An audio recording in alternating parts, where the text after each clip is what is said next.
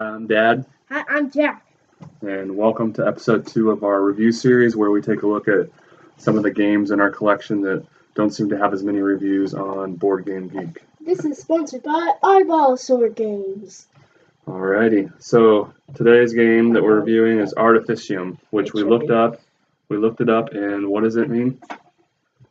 You already forgot? A technique. A technique or art. Alright, so we'll give you a brief sort of overview of the game. Don't mean to go through all the rules, Pros but and cons. and then we'll go through some of our pros and cons and give you our overall rating here to end with, and sort of give you an overall picture of what we think of the game. So here's the rules. And actually, one of the nice things about the game, I think, is just how short and sweet the rules are. This is it. And the back page is actually just a summary of all the cards too. So there's really only 3 pages of rules, and really the first page is actually just components. So only 2 pages of rules really. So that's definitely a plus as far as this game goes. So this is the main score board, which will be moving your score tracker along. You get to put your stickers on your trackers yourself. Yeah, there are stickers that come with it. That's a pro. That's a con as far as I'm concerned. Traitor. So you have 6 different player tokens that'll track your score on the score board, and then also 6 player boards there. You get 2? This is my favorite. Because it's Which blue. is my second favorite. And so this is actually, I think, one of the nice things about this game are the components. So this is a player board, and it's cool in the sense that it sort of shows you, depicts right on the board what you need for each thing. So for this, you need this, right? For, what is this? Potion, you would need a crystal and a coal. Yeah. So, then maybe the best component, arguably, are these pretty cool looking crystals. They reminded us of, yeah, we have another game we really like is Dragonfold, and it has crystals that, so if you're familiar with that game, these crystals are just like that. It has 100 of these. One thing that's interesting about the crystals, if you will, in this game is that they serve multiple purposes. They count as coins if they're on the side of your board, and then if they're on your board, they count as the different things depending on where they're located. So a crystal can be wheat, but it can also be a sword. Can be all these different things. That's right. Which super crystals. I think is nice because it cuts down on the amount of components you need, and you're able to get it for cheaper ultimately. And what are these? These are the cards. These are the cards. It's really the main component of the game, right? Are these cards? It drives most of the action. So how does a turn work? Well, basically, you start by drawing 5 cards. Everybody gets 5 cards. Yep. There'll be like some cards just set up that you can swap. So that's called the market phase. So the first phase is draw up to 5. And then you'll set out 6 regardless of the number of players. 6 cards face up. And then you can make a free exchange going in turn order. But all the other ones cost 2 crystals. So everybody gets the opportunity to do a free exchange with the market, and then when it comes back around to your turn, you can do another one for 2 coins, and you can do another one for 2 coins, and another one. So that's indefinite. You run out of money. So that ends when everybody passes ultimately, and then you get to the meat of the round, which is playing the cards, right? The core of the round, if you will. So everybody will put one face down at the same time, then reveal at the same time, and cards are resolved. Cards are resolved in turn order, starting with the player with the start player token, and then going in clockwise order. And the cards are pretty basic. They're pretty straightforward. You get 2 wheat, like he was saying. You get 2 wood. I get a meat because I can turn one of my wheat into a meat. Yep, so you turn the wheat into food. Meat.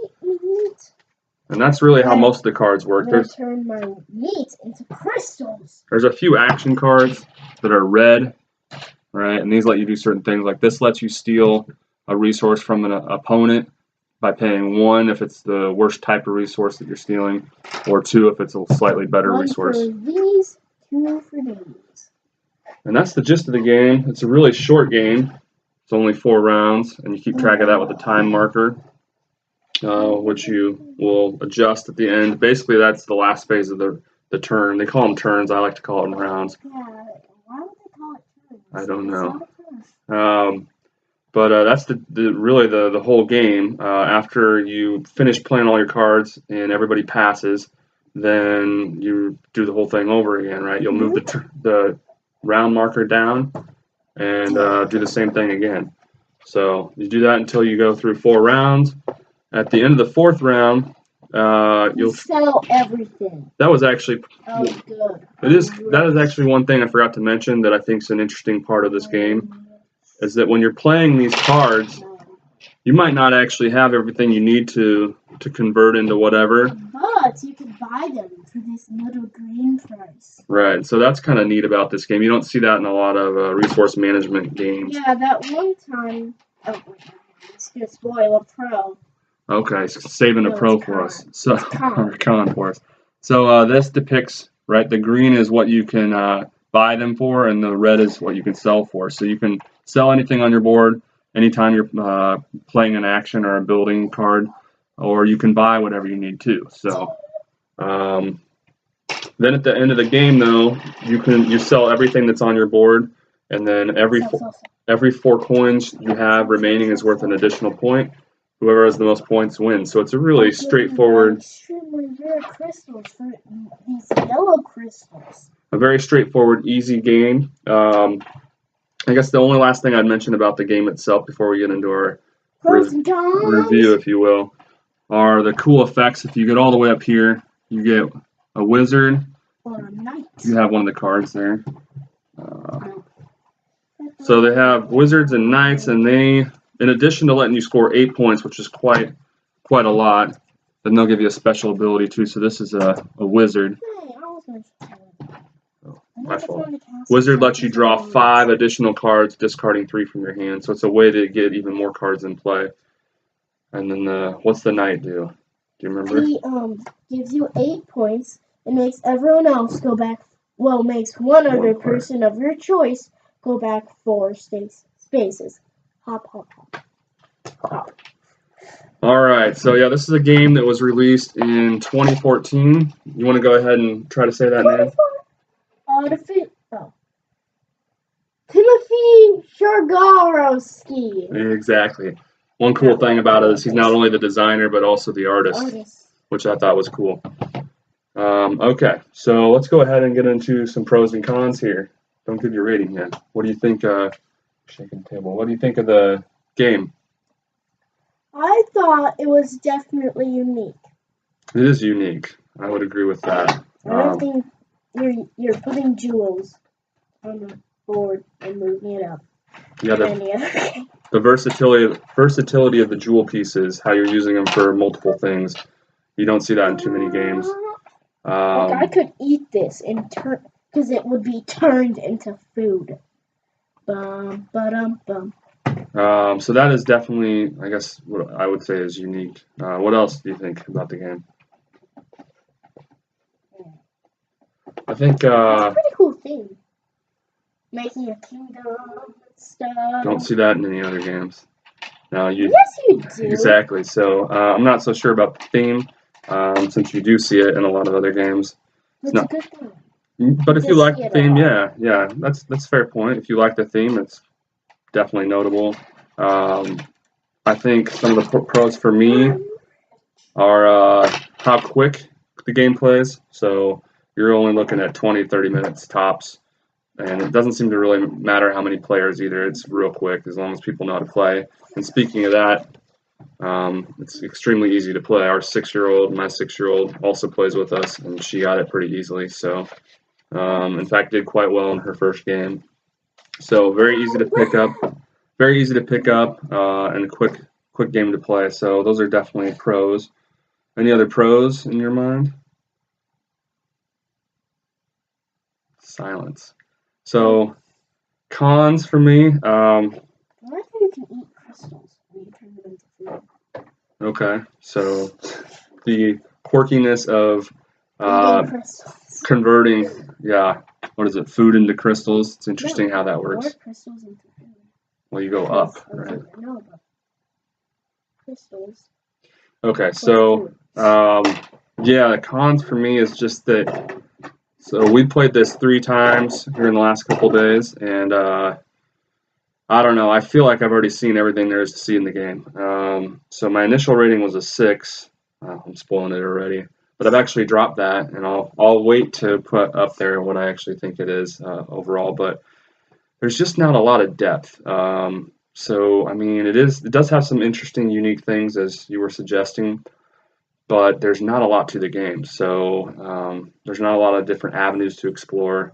Once you play a couple times, I really feel like you've seen it all in terms of the game. Whereas other games we've been playing lately, Bunny Kingdom, some other ones, you're sort of feeling out the game still, 6, 7, 8 turns or plays into the game. For me, again, I feel like I've seen it all, 2 games into it. So I don't know about the replayability for this game. It seems pretty low.